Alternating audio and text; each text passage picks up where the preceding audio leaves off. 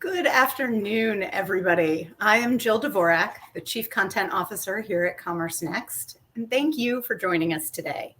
We have a wonderful webinar planned, and for any new participants, just give you a quick orientation. Commerce Next is a community, it's an event series, and a conference for marketers at retail firms and D2C brands.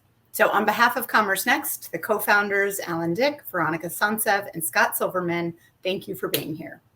Our topic today, as you likely know, is e-commerce technology leadership in 2023, challenges and opportunities.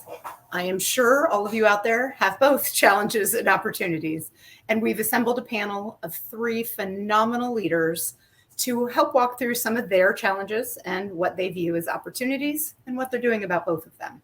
So obviously leadership is an incredibly hot topic year-round, but it's a little bit harder in this both financial, economic, political climate. And we wanted to get some people together who are quite smart dealing with teams, large and small, both, overseas, domestically, different ages, different groups, and figure out how are they handling all of these. So before we dive into our polls and our panel, I do want to walk through a few quick thank yous and announcements. Now, as always, we will take your questions the entire time and tee them up towards the end. So please look to your right of your screen and you will find a Q&A where you can type in those questions. So firstly, thank you to commercetools for sponsoring today's webinar. We could not bring all these webinars to you from Commerce Next without the support of our sponsors. It's a total pleasure and delight working with Kelly Goetsch and the whole team at commercetools, also Commerce Next. It's been wonderful not only to work with them, but to learn from them and hear a lot about what their clients are doing and figuring out in this space. And if you look to your right, you'll see a handout under handouts with a red dot next to it. That is courtesy of the commercetools team. They have given us a top 10 tips and lessons in getting your commerce more composable. So what can you do to take pieces and make them more like building blocks and less like one big system that's harder to maintain, innovate on, etc. So excited to have you all here. And again, remember to put in any of your questions. So firstly, we're going to start with a couple of our poll questions.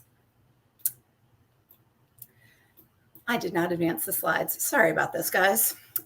So firstly, let me finish my announcements. I did not do that. So firstly, coming up, we have a solo brand stove giveaway. Don't know if you all have this, but these are these smokeless stoves that you can put, outside in a fire pit and you don't come away smelling like smoke. Solo Brands is a great friend of Commerce Next, and we are giving one of these away to our Instagram followers. So all you need to do, you could already be a follower or you could be a new follower, is go to Commerce Next on Instagram and like the most recent post. Anyone who likes the most recent post will be eligible to win.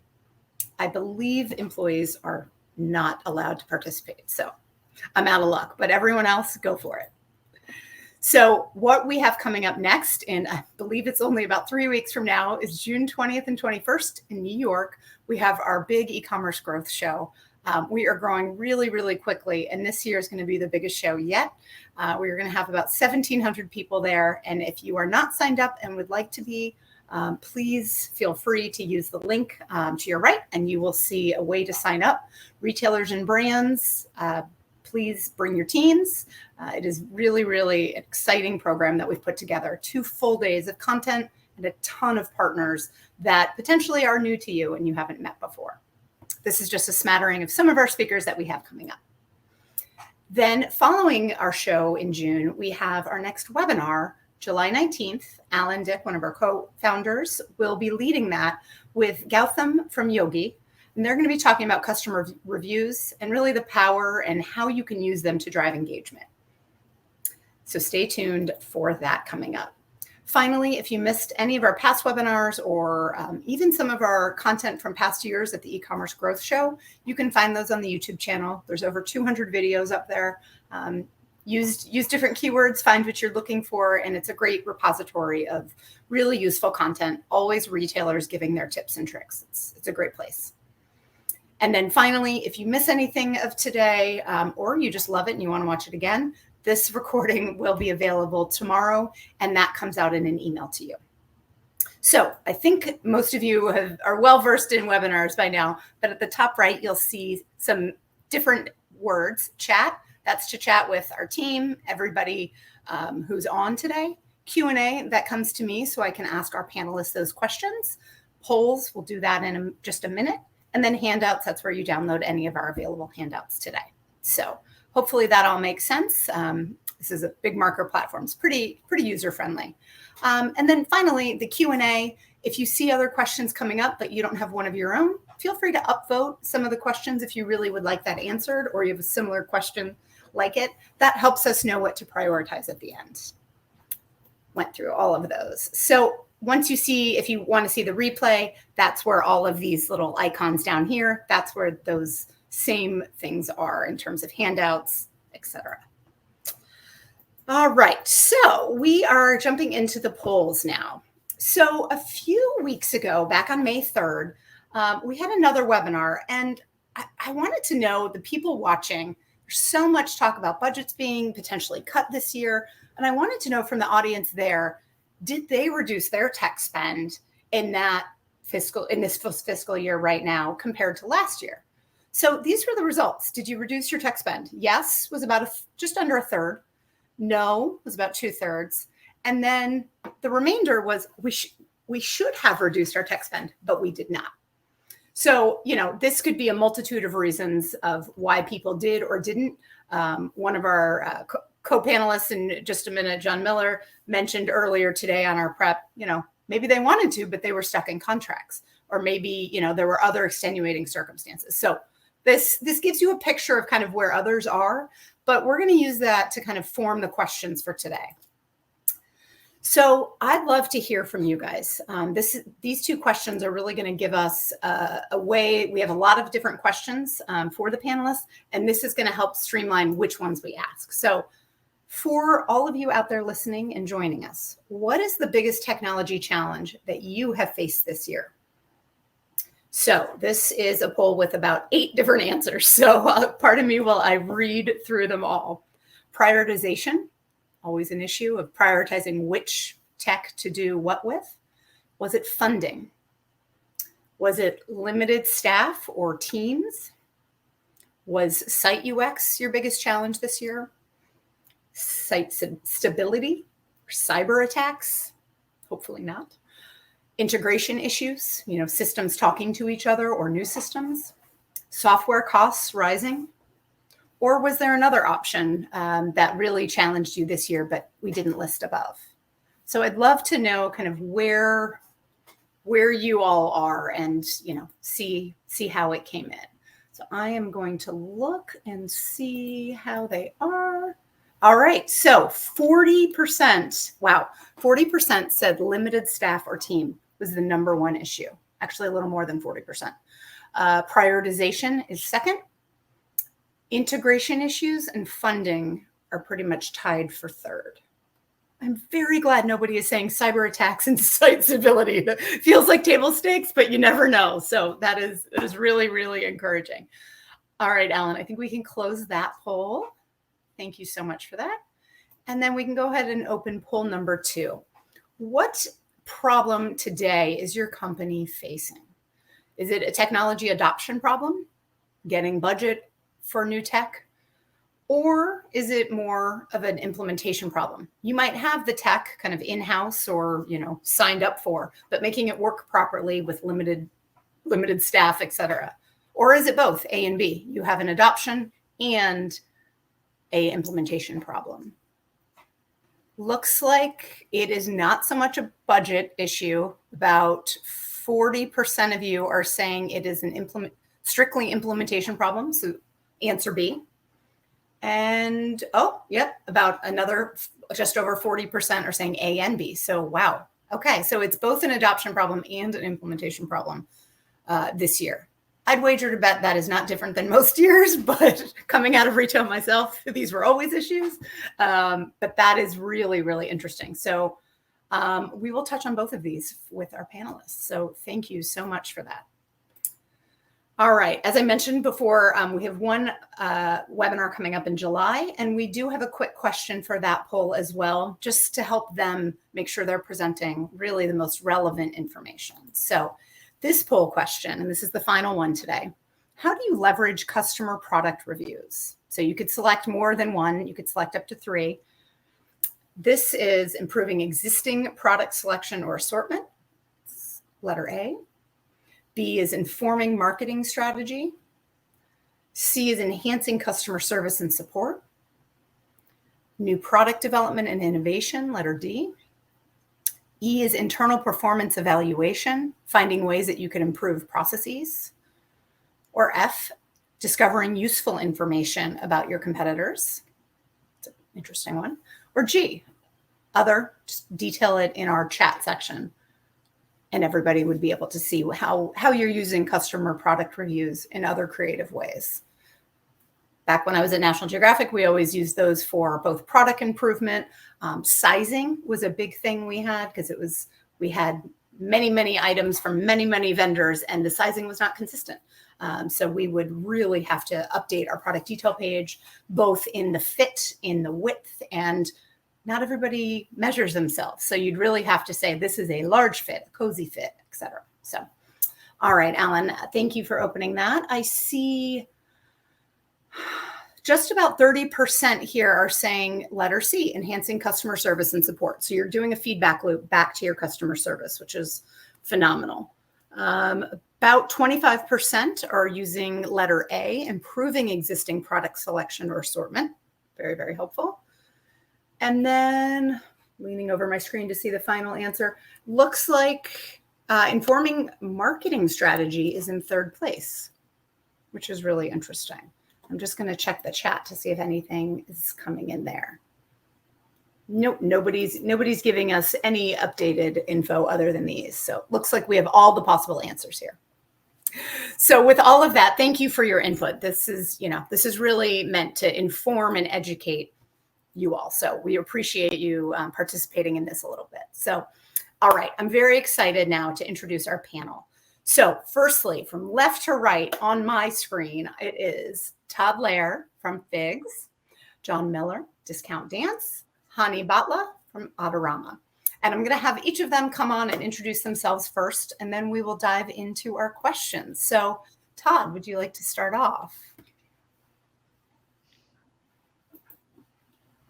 Todd, you are muted. I will stop you real quick. There you go. Oh no, these things are no, this would be a very boring webinar. Technologists online to actually be able to figure this stuff out.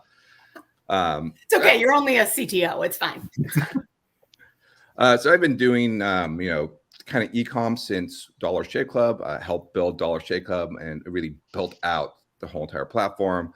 I went to Honest Company, and then I did a little stint, some banking, and finally I'm here at Figs, and I enjoy e-commerce, enjoy building products that people love to use. It's just fun. Love the D2C space. It's an awesome space. All right, John, would you like to go next? Yeah. So, I originally started actually a semiconductor company, running IT there, and actually getting into e-commerce in the early days. And then somehow I ended up at Discount Dance selling tights and leotards and shoes. But like Todd, I really enjoy building stuff that people use and, helps people out things. So it's been a fun ride. Awesome. Thank you. And Hani. Hi, everybody. So yeah, my career started in all strange places, finance, but finance led to a whole bunch of other things, media production, all that sort of stuff. But I've been in technology for quite a few decades now. And Adorama, I've been here about 4 years now, short of 3 days, really, 4 years. But, it's not my first foray into e-commerce. It's usually in the past I've built products for companies as diverse as Verizon and Comcast, and even worked on HBO Go, which no longer exists, but now we have Max, right? But yeah, so I've been in this business for a while. Adorama is an interesting company because most people know it as just the camera retailer, but we're actually a collection of companies that do everything from selling cameras to equipping adventures. So we cater to a whole host of communities, and that's why I'm here. I love that. And so the audience may notice today, normally we have a lot of e-commerce heads and marketing heads. Today, we're switching it a little bit. All of your titles are CTO, CIO, mix of both, and you all have e-commerce as well under you. So tell us about the connection at your companies between technology and e-commerce, and then what are the challenges you're facing? Todd, would you like to start off? Sure. So I see kind of the technology as an enabler. We aren't a tech company. We are a tech-powered company. We're D2C. And when we look at how we sell our products, it's all done through a website.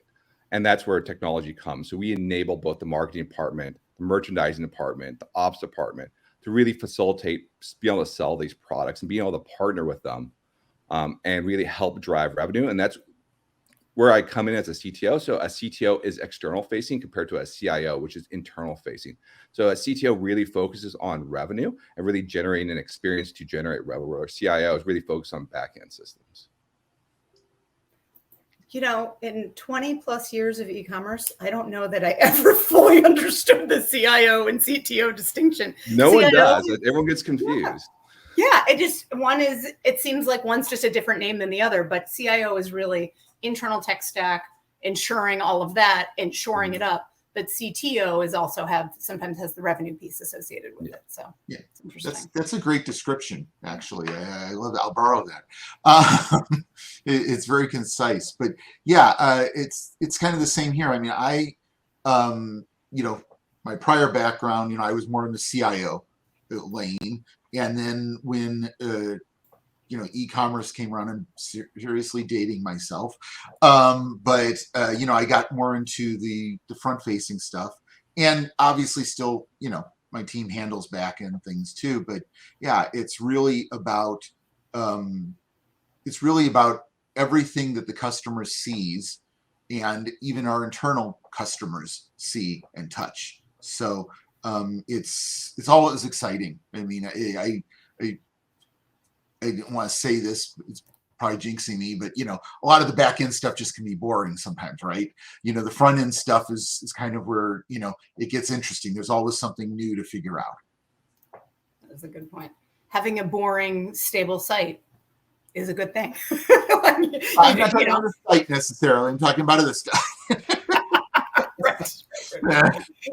That is perfect. Hani, tell me, how does the e-com tech role work at Adorama, and how does that kind of play into your path forward? Yes, so I have the pleasure of being both CIO and CTO at Adorama. So the good news is I get to dabble in both, right? So on one end of the thing, I'm responsible for ensuring that we have all the right tech in place. We build the right partnerships with many different companies out there who invest in our future and help us have a technological edge to really maximize those sales, right? Because at the end of the day, retail is simple, right? You got to get people in, you got to show them stuff and convince them that's what they need, and then make sure they check out as quickly as possible, right? So that's all good. But over the years, we've all leveraged all sorts of technologies to make that experience better, optimized every aspect of it. So in my role, not only am I focused on optimizing the entire front end experience, but we focus on all of the tech, all of the data, everything that drives everything from personalization to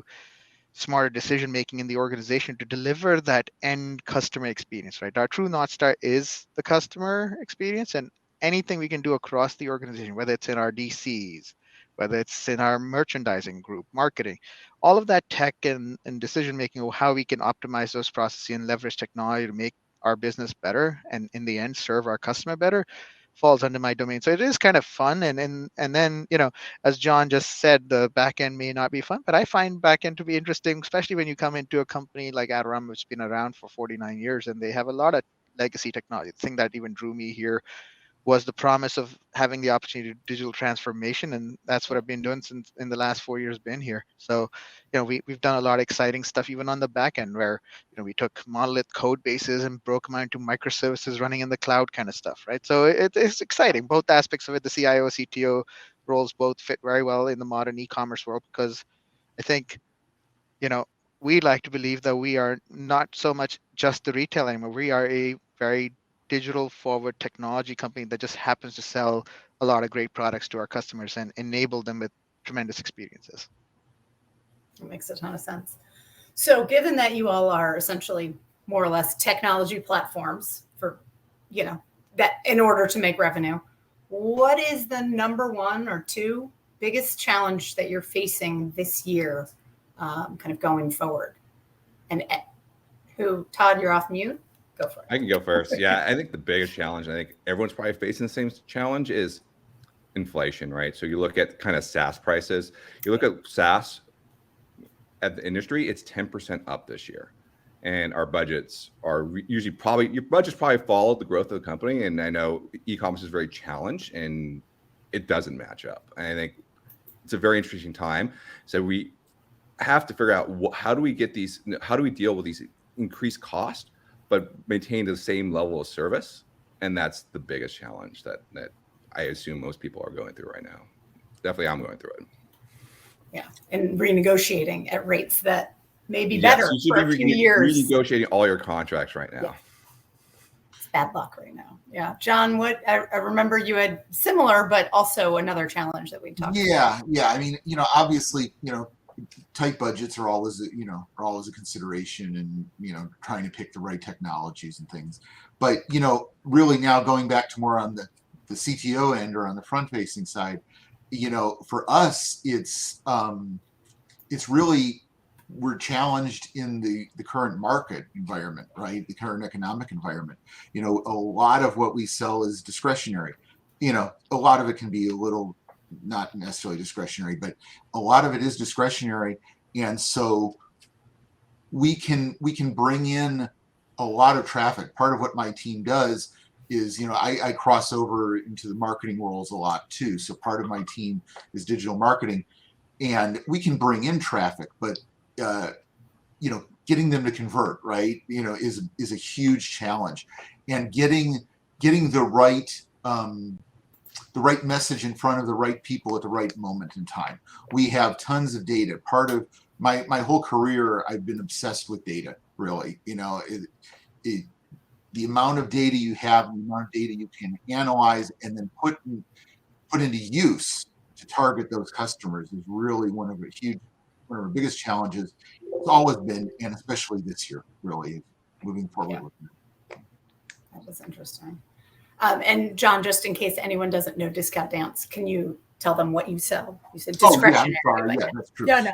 Yeah, we sell dance clothing. So tights, leotards, shoes. We're the largest online retailer of dance clothing in the country. So a lot of it can be, like I said, discretionary. Generally we have, and this is a little internal bias, our founder always said that we're recession proof or not. But because, your daughter, enjoys dance, you're not going to take her out of dance class, right? You're going to do something else to save money. But, having said that, you're going to pay for the lessons, but you might, if she wants another leotard and she already has 10 in the closet, you may say, well, let's avoid that leotard for a little while, so it's discretionary to the parent, not so much to the child. Exactly. Right. Yes. That's amazing. Yeah. So Hani, talk us through kind of, if you had to nail your number one or two challenges that you have this year. So, I mean, like all other retailers, I think, the industry we operate in, it is challenge. NPD data would say consumer electronics was the second most heavily discounted category last year during holiday season, and that trend continues, right? I mean, we are very much discretionary spending for a lot of folks, unless you're a professional, which is a core target audience of ours, and there are a lot of creators out there who make a living off of the stuff we sell. So those people definitely continue to buy from us, but then they have other options as well, right? So it comes down to, well, if it's not your average consumer who's coming and it's the professionals who are coming, then you really have to take your game up a notch, right? Because there are other very well-known competitors in the industry who offer similar products and all. So how do you differentiate yourself? So our real challenge is, yes, we have a challenging economy with the inflation and all that stuff, but then the real challenges translate into the ones that do end up at our doorstep. How do we keep them happy, right? How do we make sure they pick us over, say, another well-known company in our space. And it comes down to all of the things we can do, right? Whether it's customer service, it's pricing, it's promotion, it's our ability to ship products faster, better.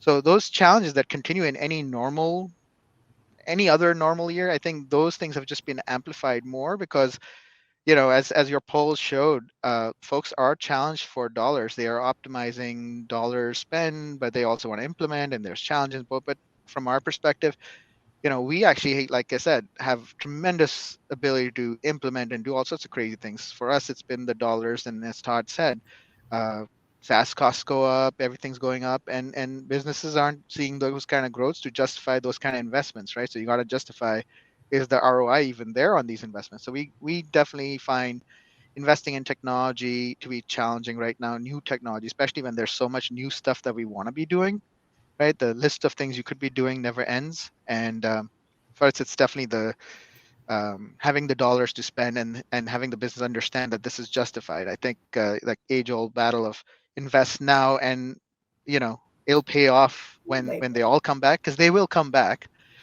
continues, but it is definitely our biggest challenge right now. So you just already, I don't know if this was on purpose, Hani, you led me directly into my next question. Thank you. and I'll take that dollar that you had slipped me. Exactly. I will pay you on the back end. I will be back. There's always more to do than can be done, both budget, time, resources, etc. How do you prioritize what gets done and how it gets done right now today? And is that different from how you used to prioritize? And I'll start with you, Hani, just since you teed it up and get the dollar. Yeah. So prioritization has always been a challenge, right? Always has been. And the way we've always done is, we look at several factors, right? There's what is the overall return to the business, right? Does the business needs it? What is their return on this investment? So that's always number one. And we try to hold internal stakeholders to that standard to say, hey, you want this big thing, what is it going to make for the business, right? Because there's a lot of competing interests in our company who have demands of our single Adorama One technology team. Yep. Beyond that, of course, the usual ways we look at it, complexity of it, what does it take, level of effort, resources that we have available.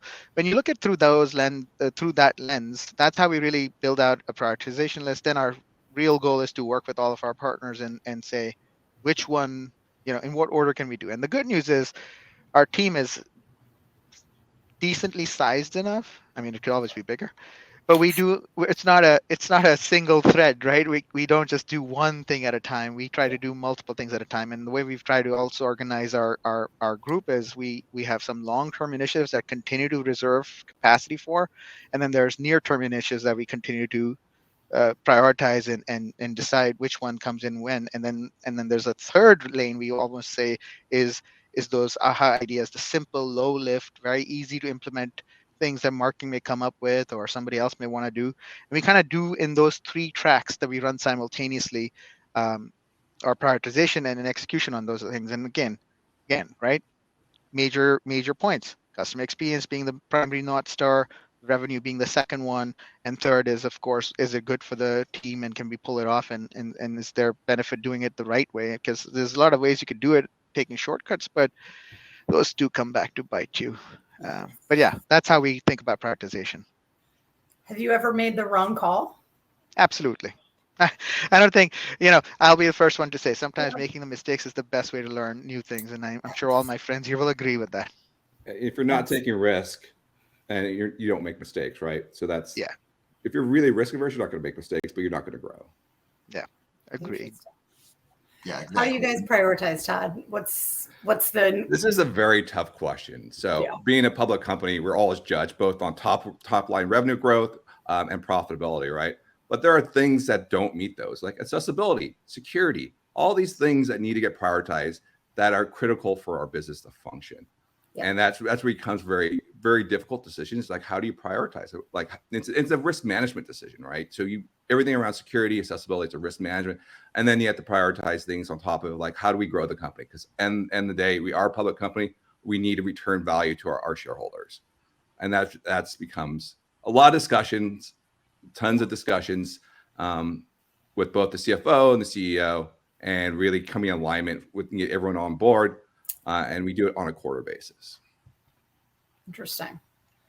John, what about you guys in terms of prioritizing what gets done when, how, what's that process like? Yeah, as they both said, it's, this is common with anyone. It's always, a question of the available resources and the return on investment.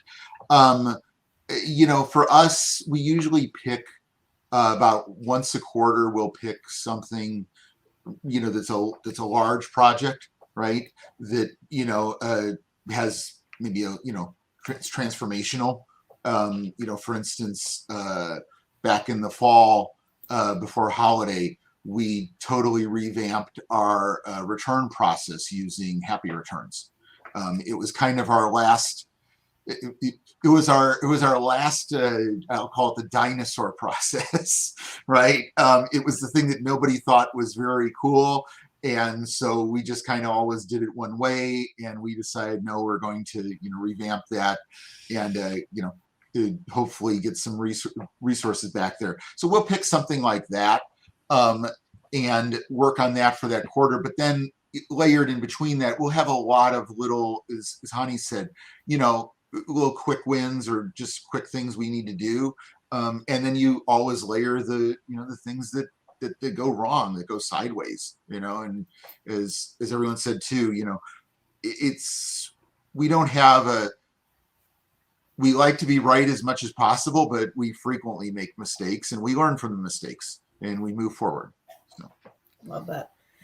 Would you all be able to give an example of a project, going off script a bit, any projects that you prioritized that were either a lot easier than you thought they would be? And, because sometimes you do that LOE, right? It's a small, medium, large. You're trying to figure out where to slate it. Have you done the LOEs and you're like, oh God, we said it was a low effort, but it's based on accessibility or based on something, we didn't scope it properly. And then I'm speaking from personal experience, and then that really colors the next couple of quarters of what you can do and what else you wanted to bring on. Are there any examples of times you've, something was easier or something was much harder than you anticipated in terms of a implementation or an upgrade or something edited on your site? Yeah, I guess I'll go first on that. So the easy one is the one I just mentioned, actually. We thought that automating the return process to the consumer and on the back end would be a lot harder, and the vendor we used, Happy Returns, it turned out to be a lot simpler than we thought. It was, there are operational things that we had to figure out, but on the technology front, it went a lot smoother. But then on the opposite side, I won't mention the names of the companies or anything, but we had last year, we decided to do a project with we have kind of a nascent wholesale division, and they had a technology they wanted to use. I looked it over. Everything seemed really simple, and this was just going to be one of these great slam dunks. It's still going on to this day, the implementation. And it's just one of those, it's like one of those vampire or zombie projects, right? That, because it was scoped out to be so simple, we didn't put the resources into it we should have. And now it kind of keeps getting pushed back. We're slowly making progress. We have somebody dedicated to it now, but it was just one of those things that, kept getting the kept kicked down the road. And then even the wholesale division was like, yeah, we don't really need that right now. And so it just became one of those things, It's a year later. Okay. That is funny. I don't know, Hani or Todd, anything that, from a scope perspective or an ease perspective, because just doing the level of effort takes a lot of research and a lot of time in your team's work. So. Yeah, I can talk about a win that we had last year right before the holidays. Again, one of our biggest parts of our site is the search, right? 70% of our users will interact with search as to discover product, and that's their journey, where their journey starts. I won't say who our partner was, but we had a very good search partner. that we were in a multi-year contract with, all that stuff. But as I said, we're constantly looking for that edge, right? And so last year we have a fairly very beneficial partnership with Google Cloud, and then they came to us with their cloud retail search product, and we were like, tell us more. And when the minute they say, well, it's this search that benefits from the knowledge graph Google itself builds on the consumer before they even land on your site, blah blah blah, it's going to be awesome. We're like, great, we'll try it out. And so we started running it as a side project, right? Just a little experiment to see, does it work. We still were under contract with the other partner, but it just, long story short, it proved itself to be so beneficial to us that it ended up accelerating our implementation. It took us about 3 months to implement it. We got it out just so we said, hey, we want to see real data. So we put it out there saying, we'll probably put 10% of our traffic on this just to see it during the holiday season, right? Really give a real test. And it so happened that we were starting testing it right before the Cyber Week, Black Friday, Cyber Monday kind of time period. And the numbers were already starting to come back so positive that almost overnight our CEO was like, guys, why are we waiting? Just push Roll it out. Yeah. roll it out. So that was the crazy part. The challenging, the parts that I'm leaving out is it still had a lot of technical stuff that needed to be smoothed down and made better and made more optimized, but it worked and it was reliable. So we did that and it worked through, and we never looked back, and we just kind of kept running it and then just expanded across all of our different sites and businesses, and it's been our default search since then. But it's one of those, we can't believe we're doing this change, right? Like days Right before making the holidays. right before We're in the code holidays. freeze. What are we doing? Yeah. Yeah. Yeah. So it was a slight project that became bigger than it was supposed to be. That was our win. That's amazing. It's always good to have those wins. Todd, do you have any projects you wanted to mention? Yeah, I think in terms of like scope and increasing scope, localization is a beast in terms of actually doing it right. So the original plan we had was just put on some simple app that translates the site, like kind of like Google Translate for your site. That is the simple, not the best customer experience. It's slow. It causes all the content to flash in front of your eyes. So we actually did build it the right way. And the amount of effort to do it was really beyond what we thought of. Because you think about, like, we're in the Middle East. So normally, and you look at our language, like English, it's left to right, but there's also right to left when you go to the Middle East. And that just breaks all your layouts. There's also things like, localization is more than just translations. You have to have a way for people to come in and edit things, because things don't translate, especially to use machine translation. It doesn't work. It works maybe 90% of the time, but that 10% of the time can cause some weird issues to the users. Yes. And then you start looking at like things like German. The words are way too long and do not fit. And so it becomes the scope creep on it was crazy as you start supporting more and more languages. And then scaling each one, right? Yeah, going back and only doing one, that for German and not for Japanese. German, yes. And all the other languages, yes. Wow. That's everyone thinks, just slap Google Translate on the site. Nope, that's not it. That's the easy way to do it, but not if you're looking for customer experience, it's not the way to do it. That is. So we're starting to get some questions coming from the audience. So I'd love to toss to this one. This is from Christina Stensvag.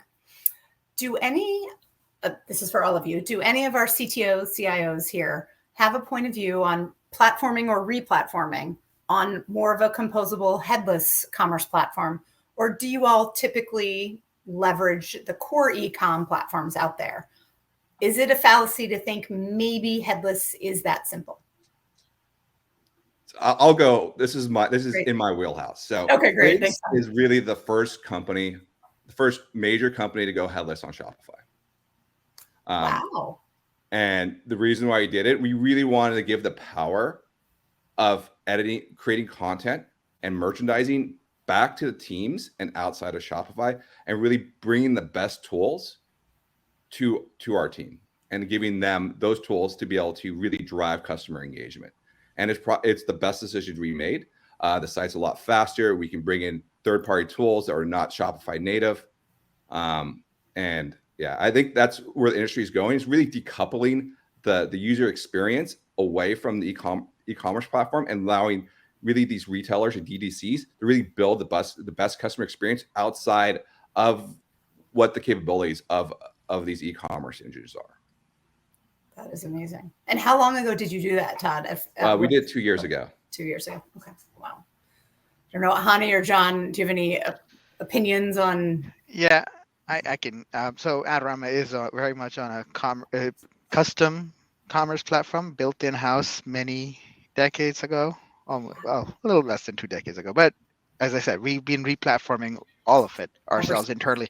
In the midst of it, we did even experiment a bit. So we did actually have one of our brands run on Shopify for a while. We learned from that. We had one of our business still running on Commerce Cloud, Salesforce, right? So we have a lot of experience operating on both platforms that are outside of our own and of our own. But internally, of course, we very much focus on the headless piece. And so, we can say that the newest parts of our platform are definitely headless. We can deliver a much better experience. Everything Todd just said, the flexibility, giving power to the marketers and the merchandisers is critical. And what we did was we started unifying it rolling it out across all of our different brands, right? Adorama, scuba.com, sunnyspoons.com. And by doing that, it just makes things so much easier because you're maintaining certain set of tools and all. And then it's just easier to do things and bring the same innovation that you learn one place and bring it across another place. Any benefits to customer experience then are easily translatable across all of the other ones, right? So all for it. It is not easy. There is work involved, but you got to have the discipline to go do it, is what I'm going to say. That's a very fair point. Yeah, I'll just jump in here and kind of go off of what Hani just said. Discount Dance is same way, right? We're built on a custom platform that has been developed over a long time, and it is essentially headless. We've made sure of that in the back end, and this is more of my personal view than anything. I think it's funny is you learn from history, right? Everything was, I don't want to say it was headless back in the day. There wasn't, right? It was all custom, but it almost kind of was. Then it became, no, everything's like a Shopify, and now we're going back to the other. And I always think to myself, really by doing what we've done and what Todd said it too, if you separate the two layers, you can plug in all of these different things. Yes, of course, you need implementation time and you need the teams to do it, but really, you're probably doing that anyway with, a Shopify if you want something else where you want to be a really custom, unique experience. You're having to do that anyway. So you're just shifting the resources around, but this gives you a lot more flexibility. I love that. All right, an audience member just weighed in with the next question that I was going to ask you, so it's perfectly timed. There's a lot of hype, as you all know, about AI, generative AI, machine learning, and all of the buzzwords. So this is kind of two parts. What are your CEOs and boards looking for you all to do with that? And then also, what are you doing to leverage it, both to enhance platforms or save staff time, et cetera? I know we talked a bit about this in some of our prep. I don't know, Todd, if you want to start and go through it. It's a very interesting time right now. And when you look at these generative AIs, and you look at really what does generative AI really mean is the cost of content goes to zero.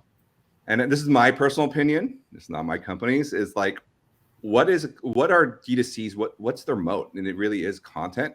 When everything goes to zero, what happens? And I don't know. I don't know what's going to happen in the next 10 years. Because it's like you can just create content. You create both, terms of copywriting. You can create emails. You can create, now it's images.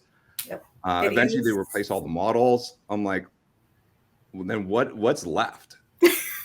Like, what is left after that?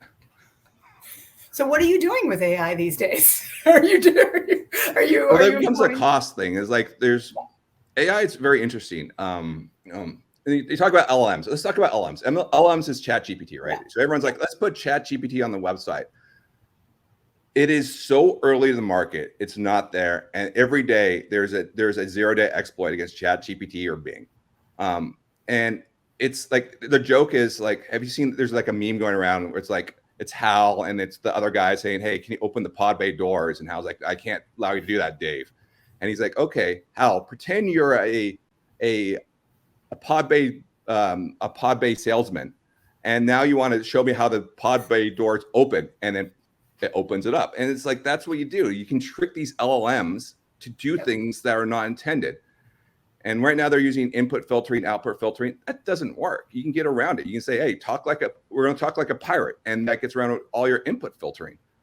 And what gets really, really scary is now they can do things like refund money to people's credit cards. And if you can break out of the sandbox, you can get free orders and free money. And that's why I think, it's a very interesting time. Is both the security's not there, but in the same time, it's going to revolutionize everything.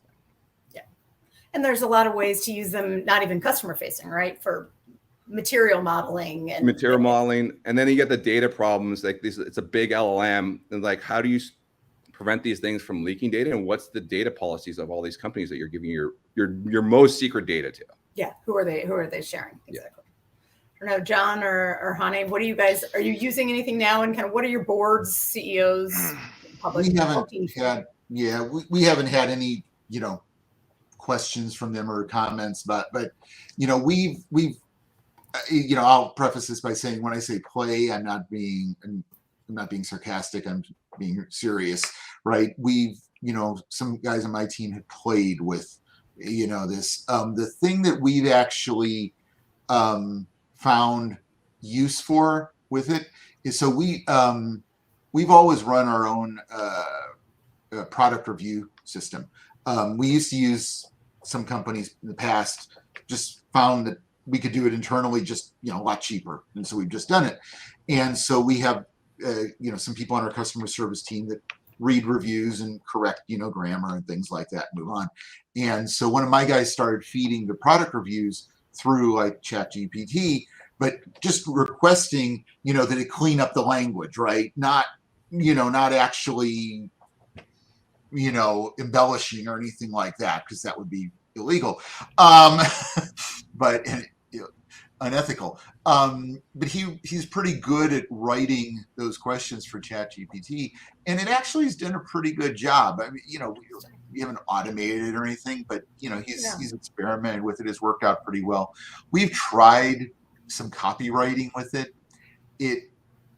For our product, it kind of came out a little stale. But I do like your comment, Todd, about the talk like a pirate, because actually that was something that he did on one of the product reviews when he was first testing it. He asked to do like pirate language, and came back in pirate language. Is it talk like a pirate day? Like how is this a thing everyone's doing? To talk like a pirate. Yeah, it was a product review written as if a pirate wrote it. So it took somebody's real honest review, and changed it into a pirate review. So that's awesome. Hani, what are you guys doing to use some of these new technologies? Not have our review customers talk like pirates, definitely. Unless we were selling pirate wear or something. But no, on our side, on a more serious note, all the topics Todd and everybody raised is. Let me break it down. So the ask isn't so much from our board and our CEOs. It's the ask is coming internally. I think folks inside our company already are so hungry to try this technology for all sorts of uses. So we actually just had a conversation internally formalized, right? Because there's two kinds of companies. There's companies saying, "Oh, we're going to ban all this stuff and we don't want our employees to use this technology." And then there's, I guess, us and probably others who are saying, no, let's find the right way to use this and educate our folks how to leverage their potential, right? And so there's the usual ones, right? There's folks who are trying to use it in the marketing function and try to do all sorts of things. We're teaching them how not to put PII information into it, so it's not safe, right? For the time being, till you have versions of these tools that have the security in place to keep your data outside of the training model, the learning model itself. I mean, if you're on GPT Plus today, you can actually opt for not having your stuff that you're putting in the prompt to be used for training. So you can actually opt out of being part of the training model, right? So that's already coming. And then you have big companies like Microsoft and Google already talking about how you can do their OpenAI on their clouds And anything you put there, that means you have the full power of the LLM itself. And then you have the ability to keep your data sets private and secure within your own cloud. So those things are definitely coming. So given all that, we've had a forward-looking strategy around how we want to use it. So we have a couple of proof of concepts in play right now.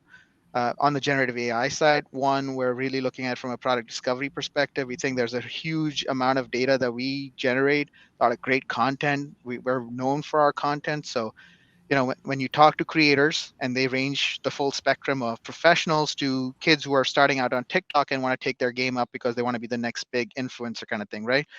But we write great blog articles. We make great video content on YouTube. We have over 1 million subscribers to our YouTube channel. We are a content creator community company. And so what we do is we've been trying to find ways to leverage all of that great content, our customer reviews, our Q&A, all this top A+ content we create ourselves about products, and then combine that with the marketing copy that the manufacturers and all provide. We want to make sure that when a customer comes to our PDP, a product detail page, they actually have the ability to learn as much about the product on our site without going off to Google and having our competitors take them somewhere else afterwards, right? So it's kind of like that thinking. And again, focused on customer experience. That's our core focus. Early days, I wouldn't say we've cracked the nut, but we've been actively thinking about this use case. And then immediately it dovetails into how does it benefit customer service itself. And so, for a while, everybody was about chatbots and all. Well, we have a, chat and all, but we want to have a smarter customer service agent behind, right? We still have the real people can talk to and call up or chat with, but we want to be able to do that in the times when we don't have the right amount of coverage or the product expertise. We want that chat to be that discovery piece, right? So we're kind of combining those two. And then of course, there's all sorts of other use cases we could talk about. This whole webinar could have been about that. But other than generative AI, I'll say, I know the hottest thing out there is generative AI, but I mean, people should not forget that there is other kinds of AI, predictive AI, all that sort of stuff. So we have been having projects internally using AI, building our own algorithms around dynamic pricing and also the other interesting things that we've been doing. Mostly specifically more, in areas where we can, because a lot of our products are bound by map, but things that are not, we're already looking at using AI for those things to find opportunity, provide better experiences, that kind of thing. It's amazing. That's actually quite impressive, and good to remember that AI is not only this generative AI. It's been obviously around for. And I forgot to mention, my biggest demanders of using this tech are my developers. I mean, just the power of using GitHub and Copilot is transformational. I mean, we're rolling it. We did a small pilot internally with a few developers, and we are committed to rolling out to our entire development team.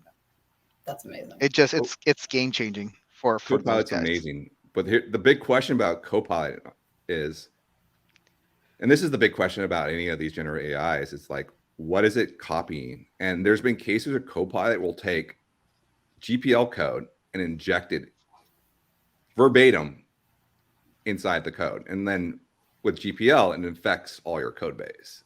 Yeah, those are the tricky parts, Todd. You're absolutely right. It's open. It's still early days, but like I said, we're thinking of open source. What if you do open source? Great. If not, but other stuff, we want to make sure that there's guards in place that your stuff doesn't blend in with the rest of the stuff. Yeah, I mean, we're still looking. It comes with the corpus of data, the training data. It's like where are they getting the training data? Yeah, that's fair. Still need it. This question goes back just a little bit to kind of the headless and did decoupling the CMS have an adverse effect on your SEO? I think that question was back when, Hani, you were talking about decoupling it, or was it John? I think you both talked about probably Todd, actually. We have it decoupled. Yeah. Our CMS is not Shopify, so it's fully decoupled. No, not really. I mean, on Lighthouse, we have 100% SEO score. I mean, if you just do it right, it doesn't matter. If you're doing server-side rendering, which everyone should be, it shouldn't matter one bit. So using Next.js, use server-side rendering, and everything is rendered there. So both the standard Google bot gets data, and then the JavaScript bot also gets data as well. So. Interesting. And I'll say what Todd just said. Exactly that. Yeah. That. Same here too. Yeah, it's usually the SEO problems are just more about the copywriters than the system itself. It's fair. All right, I think we have time. One final audience question that came in. This is from Claire McLeod. So, firstly, thank you for all of your amazing insights. How pressing is the abandoned cart issue for your brand? And do you leverage anything to counter this challenge today? Do you want to go first, John, on that one? Yeah, I'll jump in. This one's near and dear to my heart. So I get a lot of sideways glances sometimes at the office because I obsess about our conversion rate and our cart abandonment rate. We are blessed. I won't say what it is, but we are blessed with the exceedingly high conversion rate and a pretty decently low cart abandonment rate. But that doesn't mean that we don't look at it, or at least I don't look at it a lot and try to improve it as much as possible. We use we use all the standard, obviously, the browse abandonment, cart abandonment, emails and SMS, things like that. But we also do we use site abandonment services. We analyze all of that data. We look especially to see if there is. One of my data analysts just did an amazing analysis a few months ago, where he took it down to he took it down to the product level, but then he actually moved it up to looking at browse or cart abandonment at the brand level, because we have, like Hani, Hani has all, they don't make any of their own product. We make some of our own product, but we also have other brands that are MAP, and so different levels of pricing and things. And he took it over and looked at the brands to see if there was a difference in abandonment in the brands across categories. It was actually really fascinating what he found, that there are some brands that have a higher cart abandonment level. So now what we've started doing is we've started focusing offers and things onto those brands to, maybe we'll take a little less margin, but we'll, it's worth it to bring that abandonment level down. So I could go on and on forever on this, but I won't. It's good data. Anyone else want to jump into abandoned carts? I think our path to preventing cart abandonment is make sure that by the time the customer finds the product and puts it in their cart, they have no reason to. But my area where I'm obsessed with is, one of the biggest things that stops people is around payments, right? By the time things are in the cart and they're at checkout, my area of focus has been really about optimizing the checkout itself and reducing the friction in terms of payments and all that sort of stuff. So that's where our focus is. We're thinking a lot about that. We have partners who are helping us think about it as well in different ways. That's where we think how you, I know there's also other things and people do also things, but this is where my, how John said he's obsessed with it. I'm obsessed with reducing the friction at that final stage. Hani got it right. It's how do you reduce that friction, and really looking at the one-click checkouts, either like a PayPal, Apple Pay, Google Pay, or even in Shop Pay, and really reducing that friction and getting them through, and really focusing on that. Because once abandoned cart becomes a first marketing challenge, like how do we drive them back to the site to convert? That's harder. And then dealing with all those channels and all the channels, like email is just done, right? It's completely done. And then you have to use SMS, and then SMS is getting oversaturated. So what other channels are left? So that's a good point. All right, one final rapid fire question that just came in. This is from Eugene. In your experience, what is consistently the strongest driver for SEO traffic at your company? I'll go first. It's great content. We spend a lot of time and energy. I'll give kudos to our marketing team. They have some of the greatest creators out there. They themselves live and breathe the very, they interact and use the same tools we sell to our customers, and we teach them how to do it. And we create really great content about it. And so great content is probably is what makes us stand out, especially when new products come out in our industry all the time. And a lot of people sell them. Yeah, I'll go for it, John. I'll say what Hani said, but I'll twist it a little bit. Because with us, especially being apparel and dance apparel, it's great visual content, right? So we get an enormous amount of traffic from Google Shopping, which is very much a visual medium. So it's definitely our photography. It's what we were, back in the day, right? When we actually had physical catalogs, which we technically still do, but not very many. We were known as being like the, almost the wish book, right? Of, for dancers and things. And we've always maintained that. We do all of our own photo shoots. We've going back to the AI thing real quick.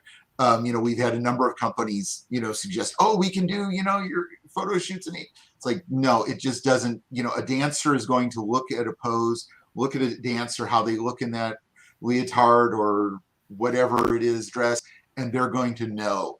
And that's really what drives a lot of, so it's visual SEO, if you will, for us on that. Interesting. What about you, Todd? I had one more thing. I think you got to look at what Google's optimizing for. And Google's really optimizing is to get a person off the search engine as fast as possible. So it's really delivering, a page that's relevant to the user that they don't come back to Google to click more search engine listings. So if you can optimize on that, you'll win the SEO game. Boom, mic drop. That is a perfect tip to end on. Well, that was fantastic. Todd, John, Hani, thank you for joining us. Thank you to the audience for joining us, sharing your questions with us. We will be back webinar-wise on July 19th, and that is on product reviews with Alan, Dick, and Yogi. And before that, in 3 weeks, we do hope to see all of you June 20th and 21st in New York City. And if not, we will see you all soon back here in July. So thank you again. And thank you to commercetools for allowing this to happen today. Appreciate you all. Thanks, everybody. Thanks, Thank everyone. you.